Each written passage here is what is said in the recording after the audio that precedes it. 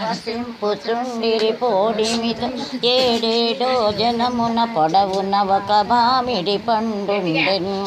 హెచ్చు తెలియక అర్జునుడేసను సత్యము తోడుత పలికిన పండు శాఖను బోయా తొడిమను అంటెను.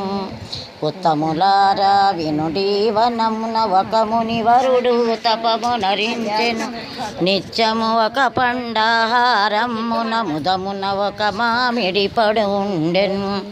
ధర్మజునాలుగు తములనందని చేరగ విలచి పాండవ కులమిది మునిపే చెడనని భయమున తనాత్మ బంధువు తలచన్. పరమపదంబున కృష్ణుడు వచ్చెను.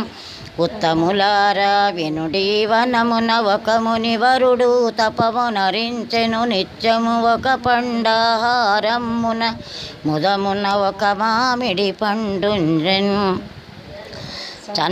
చను నది లోపల స్నానము చేసి వనిత మన ద్రౌపది సహితముగా వచ్చారుక్షము కడ నిలచెన్. వనరుగా నిలచి కరములు ముడచి వనరుగా తూర్పు ముఖమై నిలచి ధర్మజనాభుండిట్లని పలికెన్. సత్యం మాతా పితజ్ఞానం ధర్మపత్ని ధర్మతోక్షి బాంధవే.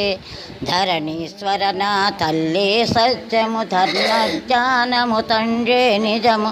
పరందైవమా పాహే దైవము చెలికాడుండెన్. అలరుగ శాంత కుల సతి తప్ప అతి ఉగ్రుండు హోంకారమున ఓమన భీముడు పలికిన పండు వసతికి 2 యోజన మెగసెన్.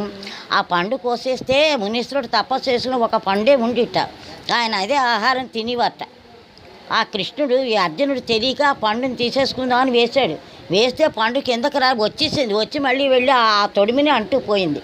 ఇదేమిటి ఇలా ఇంత మాయగా ఉంది, నా బాణానికి అసలు ఎదురులేదు కదా, ఈ పండే పైకి వెళ్ళిపోయింది ఎందుకని కృష్ణుడిని తలుచుకున్నాడు. ఆ కృష్ణుడు వచ్చాడు. ఏంటి బావా ఇలా అయిపోయింది, పండు వెళ్ళిపోయి ఆ తొడిమిని అంటుకుపోయింది, ఏంటి నాలో మహత్యం పోయిందా ఏమిటని అడిగాడు. అది కాదు అర్జున, నేను చెప్తాను విన్నాను. అప్పుడు చెప్పాడు, ఓ మునీశ్వరుడు తపస్సు చేసుకుంటున్నాడు, ఆయన ఒక్క పండు తింటాడు, ఇవాళ తినేస్తే మళ్ళీ మన్నాడు ఆ పండు ఉంటుంది.